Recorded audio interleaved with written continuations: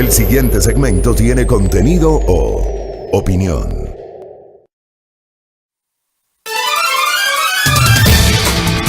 Bueno, 6:30. Ya les he dado instrucciones aquí al personal de Majestad Radio para que se abstengan de poner mujeres de Arjona. Por si acaso. Yo les insisto, este no es un día de celebración, no es un día de cursilería, no es un día para las flores. No. Este es un día de reflexión, de conmemoración, de recordación. Porque además la génesis del Día de la Mujer es dolorosa, y lo anotaba Silrat. La necesidad de conmemorar el Día Internacional de la Mujer nació al final del siglo XIX, después de la Revolución Industrial. Este fue un periodo histórico que transformó la economía y el modo de trabajo desde finales del siglo XVIII y principios del siglo XIX. Sin embargo, uno de los problemas más grandes era que muchas mujeres estaban siendo explotadas y ninguna ley las protegía. El 8 de marzo de 1857, las mujeres que trabajaban en industria textil, que eran llamadas garment workers, en inglés, en Nueva York, organizaron una huelga. Ellas peleaban para que hubiera salarios más justos y condiciones laborales más humanas. Sin embargo, al momento de alzar la voz, los agentes de la policía las detienen. 2 años después, las manifestantes crearon su primer sindicato para pelear por sus derechos. 51 años después, el 8 de marzo de 1908, 15,000 mujeres vuelven a tomar las calles de Nueva York para exigir un aumento de sueldo, menos horas de trabajo, derecho al voto y prohibir el trabajo infantil. El eslogan que utilizaron fue pan y rosas, ya que el pan representaba la seguridad económica y las rosas una mejor calidad de vida. El 28 de febrero de 1909 se celebró en todo el territorio de Estados Unidos el Día Nacional de la Mujer. La fecha fue elegida el último domingo de febrero. En Dinamarca se propuso un Día Internacional de la Mujer y la fecha clave, una terrible tragedia, ocurrió el 25 de marzo de 1911, ya que más de 100 trabajadoras textiles, mujeres inmigrantes en su mayoría de Europa del Este e Italia, perdieron la vida en un incendio en una fábrica en Nueva York. Un total de 123 trabajadoras y 23 hombres murieron. El número de heridos fue de 70. La víctima de más edad tenía 43 años y la más joven 14. Esto impulsó a las mujeres a continuar en la lucha. Y hay una serie de referencias, ¿no? Hay una serie de referencias respecto de cómo nace el Día de la Mujer. Hasta 1975, cuando las Naciones Unidas celebraron por primera vez el Día Internacional de la Mujer el 8 de marzo. Hoy en día la lucha sigue por erradicar la violencia de género y lograr que exista una igualdad entre mujeres y hombres. Esa es la génesis del Día de la Mujer. No es San Valentín ni mucho menos, por si acaso.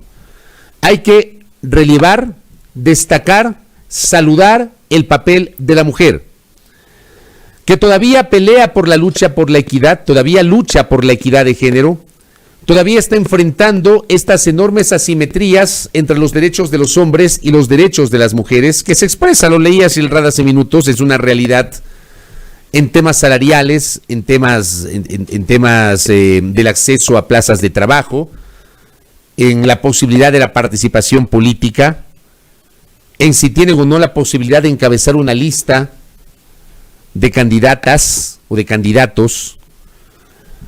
En el Ecuador se han dado a lo largo del tiempo, y esto lo vamos a conversar más adelante con nuestras entrevistadas, pasos interesantes en las últimas décadas.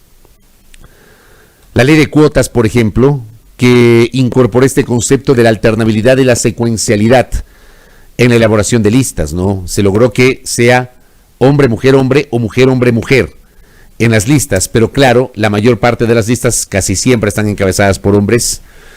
Esta última campaña electoral, por ejemplo, apenas una candidata a la presidencia de la República, una sola candidata a la presidencia de la República entre 16 aspirantes a la primera magistratura del país. El hecho de que en el balotaje tendremos 2 binomios integrados por hombres, no tendremos mujeres en el balotaje. Esto evidentemente debe marcar parte del debate del día de hoy, de cómo la sociedad tiene que mirar desde otra perspectiva el rol de la mujer. E insisto, lo vamos a desmenuzar más adelante. Mi saludo para las mujeres que hacen patria, Para las mujeres que son jefas de hogar y que se la fajan todos los días, ¿ah? Que se las fajan. Que muchas veces hay mujeres que son madres jefas de hogar, que no tienen una pareja, que sus hijos dependen exclusivamente de lo que haga su madre. Que esta madre obviamente hace malabares para atender a sus hijos, para salir a trabajar, para llevar un sustento a la casa, regresar, preparar la comida, atender a los chicos. O sea, hay tantas cosas. Por eso digo, esta lucha no debe ser invisibilizada y no debe ser minimizada. No debe ser minimizada. Y es totalmente pertinente la lucha de la mujer por sus derechos. Yo la saludo de corazón, la saludo de verdad, y créanme, uno mismo procura o ha procurado en el transcurso de los últimos años cambiar el chip, ¿no? Yo mismo procuro en lo posible, siempre tener mujeres en la agenda de entrevistas. A veces no siempre se logra. El viernes, por ejemplo, no tuve ninguna mujer. Hoy tendré 4 mujeres para hablar de diversos temas. Pero también depende de nosotros, ¿no? De las agendas nuestras, de las agendas de los periodistas, de las agendas mediáticas, de las agendas de entrevistas. También depende de nosotros. Visibilizar a la mujer ecuatoriana que hace patria. Un abrazo para todas las mujeres, las que están aquí en el país y mis queridas mujeres migrantes que me escuchan desde diversos puntos del planeta, que están haciendo patria fuera de su patria. Tengo reportes siempre de sintonía de distinguidas damas que nos escuchan en los Estados Unidos, en Canadá, en Italia, en España, en Francia, en Inglaterra. Así que les envío un abrazo a todas. De verdad, insisto, no es un día de celebración, es un día de recordación, de reflexión y de lucha, de reafirmar la lucha por los derechos de la mujer. De esto, como digo, vamos a hablar en nuestra agenda de entrevistas, lo vamos a desmenuzar. Silra, de quienes habla, vamos justamente a dar cuenta de la importancia del rol de la mujer en diversos aspectos. La lucha de la violencia de género, el aporte de la mujer en la academia, el aporte de la mujer en el mundo del derecho y la lucha feminista y el fondo de esa lucha feminista. Lo haremos en este espacio de noticias. Bueno, 6:37. Pero digamos, este es un día que hay que recordarlo por la lucha de la mujer. Pero para el caso del Ecuador, amable audiencia, es un día de muy ingrata recordación, porque hace 22 años ocurrió el hecho más criticable, bochornoso, lamentable, que registra la historia de la economía ecuatoriana. La mañana del lunes 8 de marzo de 1999. 8 de marzo de 1999. No tengamos memoria corta. La verdad nos hará libres. Y recordar justamente el pasado hará que nosotros, con juicio crítico, evitemos y procuremos evitar que el poder político y el poder económico repita un hecho tan deleznable como lo ocurrido el 8 de marzo de 1999. Cuando el país amaneció con los bancos cerrados, ¿qué dice la historia del Ecuador? El 8 de marzo de 1999, el gobierno del entonces presidente Yamil Maguad decretó un feriado bancario de 24 horas. La noche del domingo 7 de marzo, miren ustedes cómo coinciden las fechas. Fue domingo 7 igual que ahora, domingo 7 y lunes 8, igual que este año. Hace 22 años. Aparece el entonces superintendente de bancos, Jorge Egas Peña, en una cadena nacional para anunciar un feriado bancario de 24 horas. O sea, los bancos ese lunes 8 de marzo amanecieron con sus puertas cerradas. Dijeron por 24 horas, para tratar de evitar lo que estaba ocurriendo en los días y semanas precedentes, que era una corrida masiva de recursos, porque los bancos estaban cayendo. Ese anuncio del feriado de 24 horas se extendió durante toda la semana, durante 5 días. Todas las operaciones financieras quedaron suspendidas para evitar que las instituciones bancarias de la época quebraran en cadena por el retiro masivo de los fondos de los ahorristas. Esta fue la antesala de lo que ocurrió el lunes siguiente, o sea, de hoy en 8, hace 22 años. Nos congelaron los depósitos a los ecuatorianos. un año no se podían retirar más de 2 millones de sucres de las cuentas. Antes de la gran devaluación del año 99, 2 millones de sucres era plata. Era plata. 1 millón de sucres era plata. Después esa plata se pulverizó. Y 1 millón de sucres, cuando fuimos a la dolarización de la economía, 1 millón de sucres se convirtieron en $40. En $40. Pero esto tuvo su génesis en un día como hoy, hace 22 años. En una decisión aupada por un gobierno que tenía un evidente maridaje con la banca de la época. ¿Qué digo? La memoria es corta. Alguna gente en los últimos 2 años ha pretendido establecer una suerte de lavado de cara.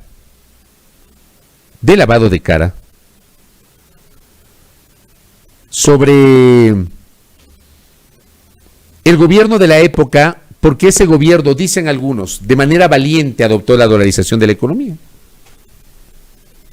Está claro que no vamos a salir de la dolarización, pese a los miedos que están metiendo hoy. El país no permitiría que salgamos de la dolarización, o sea, seamos claros en eso. A mí en lo personal, yo no quiero salir de la dolarización. Yo en lo personal. Pero en lo personal también, como periodista y tratando de analizar el entorno, yo también soy responsable en evaluar las causas que nos llevaron a la dolarización de la economía. Que no fue una medida pensada, no fue una medida argumentada, no fue una medida planificada, no es que contó con la aprobación de todo el país, no es que hubo una socialización de un plan económico por parte de Maguad, no. La dolarización de la economía fue adoptada de un momento a otro y como una tabla de salvación del gobierno de Maguad en el año 2000. Porque todo el año 99, la situación económica del Ecuador fue terrible. Y tuvo su máxima expresión en la caída de los bancos. Ese feriado bancario decretado por un gobierno que tuvo financiamiento de la banca, financiamiento comprobado de la banca. Aquí no hay una presunción, ni mucho menos. El propio Fernando Espiazo Seminario, que era el presidente y propietario del banco más poderoso de este país, el banco más grande de este país, el Banco del Progreso, que era el banco que pagaba la más alta tasa de interés por depósitos a la vista y por los depósitos a largo plazo. Muchísimos jubilados y gente a la cual le compraron la renuncia en el gobierno de Maguad, cosa que se olvida a alguna gente, porque en el gobierno de Maguad despidieron un montón de servidores públicos, les compraron la renuncia. Y mucha gente con el dinero que había recibido de la compra de renuncias fue y depositó en el Banco del Progreso. Ese banco luego quebró. Ese banquero, el doctor Fernando Espiazo Seminario, reveló al país que financió con $3 millones la campaña de Yamil Maguad. $3 millones. Que para la época era un montón de plata, también los doy, obviamente. Pero en ese momento, digamos, la economía tenía otra lógica. Financió con $3 millones. $3 millones. Así que aquí no hay que generar ningún lavado de cara. Ese gobierno fue financiado por la banca y ese gobierno tomó decisiones para favorecer a la banca. Y ese gobierno fue tan ineficaz que no pudo contener el efecto dominó que provocó la caída de los bancos. Porque como siempre he dicho, y les he explicado a ustedes, querida audiencia, el responsable del feriado bancario adoptado hace exactamente 22 años, el 8 de marzo de 1999, si bien es cierto, fue Maguad, hay una serie de antecedentes que generan una serie de responsabilidades políticas de los gobiernos anteriores y de los congresos anteriores. Y vamos al año 94 en el gobierno de Durán Ballén, cuyo vicepresidente, el señor economista Alberto Dají Garzosi, impulsó la aprobación de la Ley General de Instituciones del Sistema Financiero Ecuatoriano, año 94. Esa ley flexibilizó las reglas para la constitución de los bancos. Y cualquier financiera se convertía en un banco. Cualquier financiera se convertía en un banco. aquí nacieron un montón de bancos que eran primero financieras. Financor, Finagro, Bancomex, etcétera. Banco del Occidente, Solbanco, Banco Unión. Estoy hablando de memoria acordándome de los bancos de la época, que de un momento a otro se convirtieron justamente en bancos habiendo sido sociedades financieras. ¿Por qué? Porque flexibilizaron las reglas. Flexibilizaron las reglas para que se conviertan en bancos. Y ese gobierno, el del doctor Maguad, gracias a la referencia con Tertulio, justamente lo iba a decir, puso como superintendente de bancos a quien era abogado o a quien representaba el estudio jurídico, que a su vez era el estudio jurídico del Banco del Progreso, y me refiero al doctor Jorge Gaspeña. El del año 99. Regreso al año 94. Se aprueba la Ley General de Instituciones del Sistema Financiero Ecuatoriano en ese Congreso, al que la historia recuerda como el Congreso del hombre del maletín, pues, y el Congreso de los gastos reservados, por el cual en el año 95 enjuiciaron políticamente al vicepresidente de la República, quien antes le había confesado a un periodista, al periodista Jorge Vivanco, Mendieta, ya fallecido, que el gobierno tenía que financiar los votos en el Congreso Nacional para la aprobación de leyes. Chantaje más chantaje, decía Jorge Vivanco en su columna de la época. Ese Congreso del año 94 y ese gobierno del año 92-96, en el año 94, genera el detonante, la génesis de lo que pasó en el año 99, hasta llegar a ese nefasto lunes 8 de marzo de 1999, cuando los bancos, cuando amanecimos con el feriado bancario, una semana después del congelamiento de los depósitos, que sin embargo no evitó esta medida, no evitó que se caigan los bancos. Hace 22 años. No tengamos la memoria corta, querida audiencia.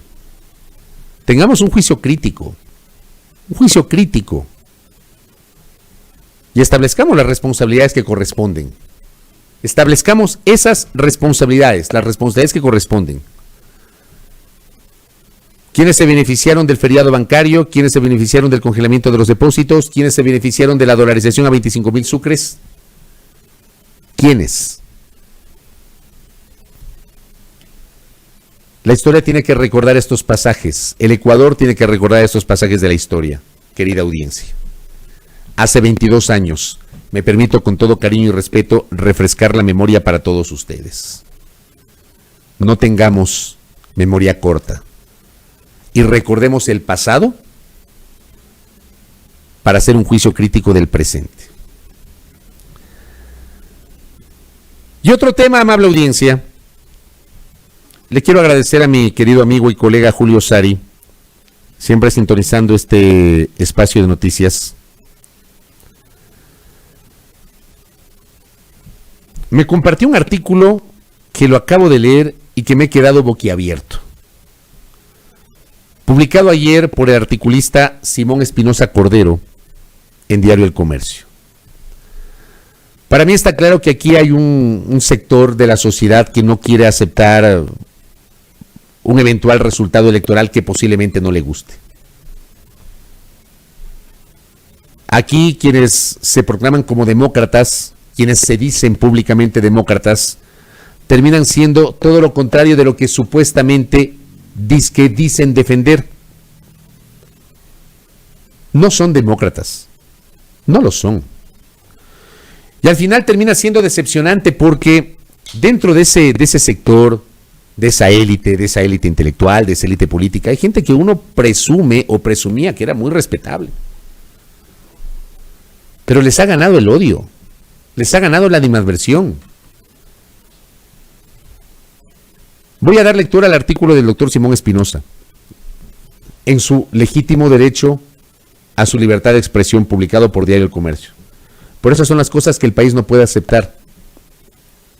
Que hay aquí sectores que se niegan a aceptar un posible resultado electoral que no le guste. ¿De qué estamos hablando? El artículo del doctor Simón Espinosa dice: Pro País. A nosotros el único personaje que nos interesa es el país. 2006 elegimos a Rafael Correa, RC, dice. 2007 supimos que RC había recibido dólares de las FARC para su campaña y no pasó nada. 2021 el fiscal de Colombia denunció que AA, o sea Andrés Arauz, había recibido dinero del ELN y todavía no pasa nada. Nicolás Maduro declaró que hará respetar la elección de Arauz en el Ecuador. Tememos manejos en las elecciones y pactos para que Ecuador se involucre en la delincuencia internacional. Clara violación de nuestra soberanía. Inverosímiles 3 millones de votos para Andrés Arauz. O sea, le parece inverosímil al doctor Espinosa que haya tenido 3 millones de votos un candidato. Me imagino que debe pensar que hubo fraude. Hay que revisar todas las actas, dice. Exacto.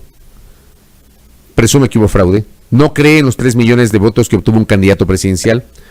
Una experiencia de 14 años nos grita: no se dejen meter la mano, y un alto militar nos dice: busquen consensos para derrotar la corrupción.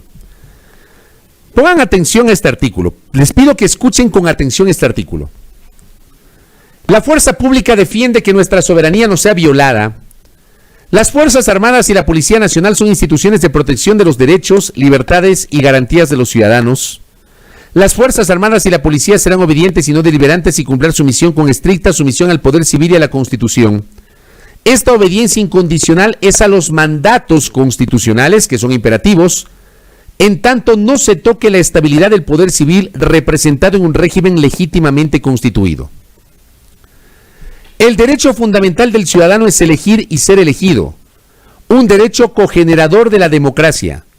Si se burla este derecho ciudadano, quedamos en las manos sucias y sangrientas de los burladores, pero el Consejo Nacional Electoral no nos ha garantizado este derecho con la transparencia necesaria. Estamos eligiendo vivir libres o agonizar como esclavos.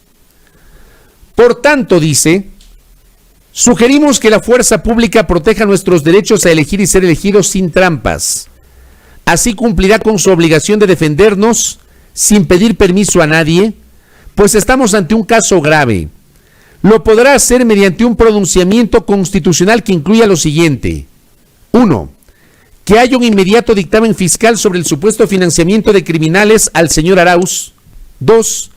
Que todos los miembros del CNE sean reemplazados por sus alternos o suplentes para no fracturar la institucionalidad ni la ley. 3. Que declaren nula la primera vuelta electoral y que con los mismos candidatos se la repita bajo la intervención directa de organismos nacionales e internacionales que ofrezcan una absoluta certeza en los procedimientos, o si esto no, que se repita de manera total el escrutinio realizado bajo las mismas condiciones de control, observación e intervención de organismos que ofrezcan plena garantía al proceso. 4. La inmediata intervención de Contraloría de los sistemas informáticos del aparato electoral en vigencia, tal como ella ya lo había solicitado. 5. La inmediata intervención de Fiscalía en los procedimientos y hechos que han causado alarma social, tal como la misma lo había solicitado. Este artículo se llama Pro País, escrito por el articulista Simón Espinosa Cordero. ¿Saben qué está diciendo el doctor Simón Espinosa Cordero? Que intervengan los militares. Eso está pidiendo el doctor Espinosa. Que intervengan los militares. En un país donde el poder civil manda y donde los militares son obedientes y no deliberantes. Así como la semana anterior hice una crítica respecto del discurso del 27 de febrero del comandante general del ejército, que para mí fue un discurso político. Para mí fue un discurso político. Habrá gente que lo defienda. Yo no lo voy a defender ni a justificar. Porque si quiere hacer política y si quiere hablar de política, el comandante general del ejército debería pedir la disponibilidad, someterse a la baja, incorporarse a la vida civil como militar en servicio pasivo y ahí haga toda la política que quiera. Y no me vengan a mí con el hecho de que ahora los militares votan. No. Lean la Constitución. Las Fuerzas Armadas son obedientes y no deliberantes.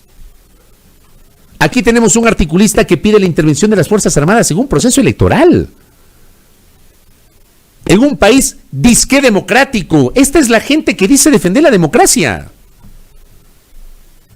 En lugar de exigir que hay un fortalecimiento de las instituciones en un país que está claramente fracturado institucionalmente.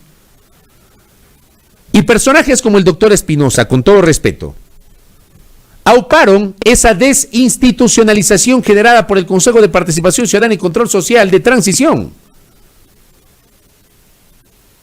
que por supuesto había que generar cambios, pero desde luego que había instituciones y autoridades que eran impresentables, desde luego.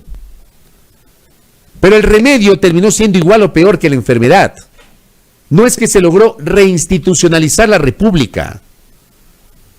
No se lo logró. Y vean ustedes lo que pasó con el Consejo de la Judicatura de Transición. Y vean ustedes la manera como designaron al Consejo Nacional Electoral con delegados de las organizaciones políticas, algo que no estaba previsto en la Constitución. Perdón.